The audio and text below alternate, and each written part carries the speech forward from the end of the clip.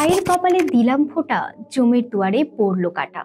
যমুনা দেয় জমকে ফোঁটা, আমি দিই আমার ভাইকে ফোঁটা। আপনারা কি জানেন প্রত্যেক বছর বোনেরা তার ভাই বা দাদাকে ভাইফোঁটা কেন দেয়? এটা কি শুধুই একটি অনুষ্ঠান, নাকি এর পেছনে কোনো পৌরাণিক কাহিনী রয়েছে? জানতে হলে পুরো ভিডিওটি দেখুন। নমস্কার, আমি পায়েল, আপনারা দেখছেন মাইথিক মিস্ট্রি। ভাইফোঁটা বা ভাইদুজ হলো হিন্দু পরিবারের এক বিশেষ দিন, যেখানে ভাই আর বোনের সম্পর্কটা আরো গভীর, আরো ভালোবাসাময় হয়ে ওঠে। প্রতি বছর কার্তিক মাসের শুক্লপক্ষের দ্বিতীয়া তিথিতে, অর্থাৎ দেওয়ালির পরের দ্বিতীয় দিনে এই উৎসব পালিত হয়। এই দিনটাকে অনেকে জম দ্বিতীয়া নামেও চেনে। এদিন বোন ভাইকে মিষ্টি খাওয়ায়, তিলক দেয় বা ফোঁটা দেয়, আশীর্বাদ করে, আর ভাইরাও বোনেদের সারা জীবন রক্ষা করার প্রতিশ্রুতি দেয়। কিন্তু জানেন কি, ভাই ফোঁটার পেছনে এক নয়, একাধিক পৌরাণিক কাহিনী রয়েছে। চলুন আজ জেনে নেওয়া যাক সেই গল্পগুলো। প্রথম গল্পটা আসে যমরাজ আর যমুনা দেবীর থেকে। পুরাণে বলা আছে, মৃত্যুর দেবতা যমরাজ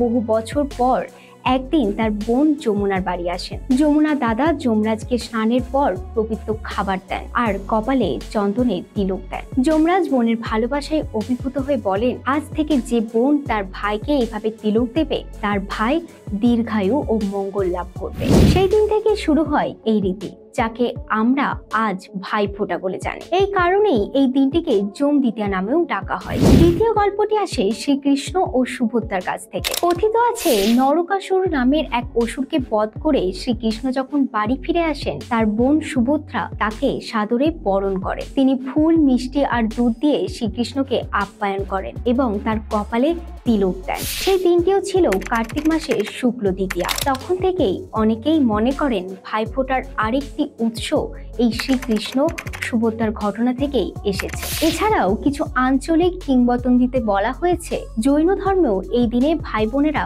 পরস্পরের মঙ্গল কামনা করে। এবার বলবো ভাইফোঁটার রীতিনীতি। সকালে বোনেরা স্নান করে পবিত্রভাবে ঘর পরিষ্কার করে, নতুন জামা পরে, তারপর ভাইকে ডেকে আনে বা ভাই নিজের বোনের বাড়ি যায়। বোন একটি থালায় রাখে চন্দন, দুধ, দই, মিষ্টি, চাল আর ফুল। তারপর বোন ভাইয়ের কপালে ফোঁটা দেয়, কখনো চন্দনের বা কখনো গন্ধদ্রব্যের, আর মন্ত্র পড়ে, ভাইয়ের কপালে দিলাম ফোঁটা, জমের দুয়ারে পড়লো কাটা।